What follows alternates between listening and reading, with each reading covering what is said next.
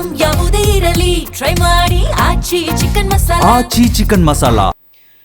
ಗಾಂಧಿನಗರದ ಗಲ್ಲಿಯಿಂದ ಹೈದರಾಬಾದ್ ಹೈವೇ ತನಕ ಈಗ ಒಂದೇ ಸೌಂಡು, ಅದೇ ಕೆಡಿ ದಿ ಡೆವಿಲ್. ಏಪ್ರಿಲ್ 30ಕ್ಕೆ ಕರುನಾಡಿನಲ್ಲಿ ಯುದ್ಧ ಆರಂಭಿಸಿದ್ದ ಕೆಡಿ ಈಗ ಪಕ್ಕದ ರಾಜ್ಯಗಳಿಗೆ ಲಗ್ಗೆ ಇಡೋದಕ್ಕೆ ರೆಡಿ ಆಗ್ತಾ ಇದೆ.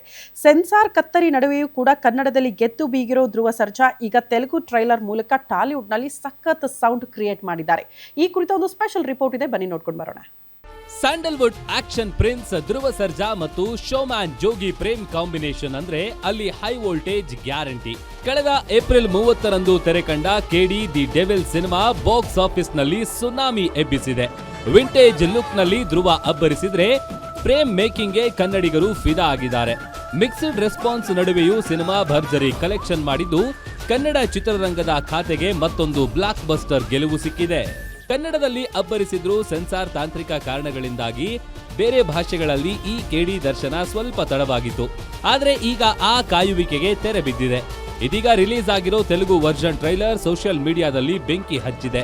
ಬಿಡುಗಡೆಯಾದ ಕೆಲವೇ ಗಂಟೆಗಳಲ್ಲಿ ಮಿಲಿಯನ್ ಗಟ್ಟಲೆ ವೀಕ್ಷಣೆ ಕಂಡು ಟ್ರೆಂಡಿಂಗ್ ಲಿಸ್ಟ್ ಸೇರಿದೆ. ಧ್ರುವ ಅವರ ರಾ ಸ್ಟೈಲ್ಗೆ ತೆಲುಗು ಮಂದಿ ಕೂಡ ಈಗಲೇ ಸಲಾಂ ಹೊಡಿತಾ ಇದ್ದು, ಟಾಲಿವುಡ್ ಬಾಕ್ಸ್ ಆಫೀಸ್ ಕೂಡ ಶೇಕ್ ಆಗೋದು ಪಕ್ಕ ಎನ್ನಲಾಗ್ತಾ ಇದೆ. ಕನ್ನಡತಿಯಾಗಿ ತುಂಬಾ ಹೆಮ್ಮೆ ಆಗ್ತಾ ಇದೆ.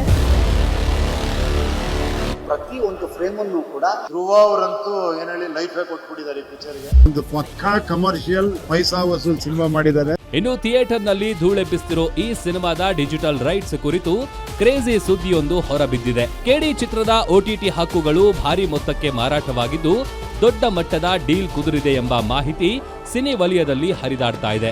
ಸ್ಟ್ರೀಮಿಂಗ್ ಪ್ಲಾಟ್ಫಾರ್ಮ್ಗಳು ಈ ಡೆವಿಲ್ ನನ್ನ ಸ್ವಾಗತಿಸಲು ರೆಡಿಯಾಗಿವೆ. ಒಟ್ನಲ್ಲಿ ಸೆನ್ಸಾರ್ ಅಡೆತಡೆಗಳನ್ನ ಮೆಟ್ಟಿ ನಿಂತಿರುವ ಕೆಡಿ ಈಗ ದಕ್ಷಿಣ ಭಾರತದಾದ್ಯಂತ ತನ್ನ ಸಾಮ್ರಾಜ್ಯ ವಿಸ್ತರಿಸಲು ಸಜ್ಜಾಗಿದೆ. Keerthi Patil, film bureau, guarantee news.